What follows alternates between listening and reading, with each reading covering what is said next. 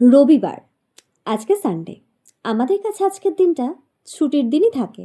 But আজকের দিনটা আমাদের কাছে খুব special. Hi, this is Mouli, welcome back to my another blog and thank you so much for visiting my channel and page 2। আসলে আজকে হলো 18th অফ জানুয়ারি অ্যান্ড আজকে আমাদের অশোকদার কিন্তু বাচ্চা হওয়ার ডেট আছে, মানে বৌদির বাচ্চা হবে।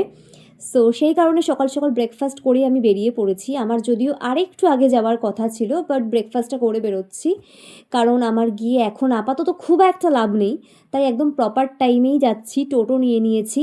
আর আজকে ওয়েদারটা সত্যি ভীষণ ভালো, খুব একটা ঠান্ডা নেই।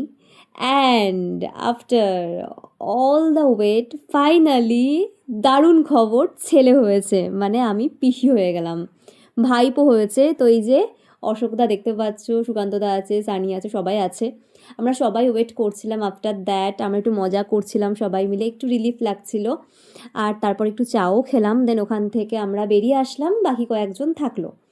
বাড়ি ফিরতে হলো কারণ আমার কয়েকটা আরও কাজ আছে। আর আস্তে আস্তেই দেখলাম আমার কুলফি আমার জন্য ওয়েট করছে, কারণ অনেকটা বেলা হয়ে গেছে, ও এখন রোদে দাঁড়িয়ে দাঁড়িয়ে খেলছে।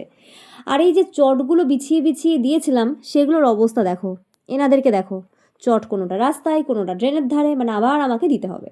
যাই হোক, পুরো ফ্রেশ হয়ে স্নান করে পুজো দিয়ে সুন্দর একটা লাঞ্চ করলাম আজকে। সো ইয়েস, আজকে একটা ফুরফুরে রোদের জন্মদিন হলো। ওর ছবিটা আমি ডিসক্লোজ করতে পারলাম না, যেহেতু ছোট্ট বাচ্চা, এই মুহূর্তে সেটা করাটা খুব একটা উচিত হবে না, পরে তোমাদের সাথে শেয়ার করব। তারপর আমি রেডি হলাম, এখন আমি বেরোচ্ছি কুলফিকে টাটা বলে। আর বেরোচ্ছি কোথায় জানো?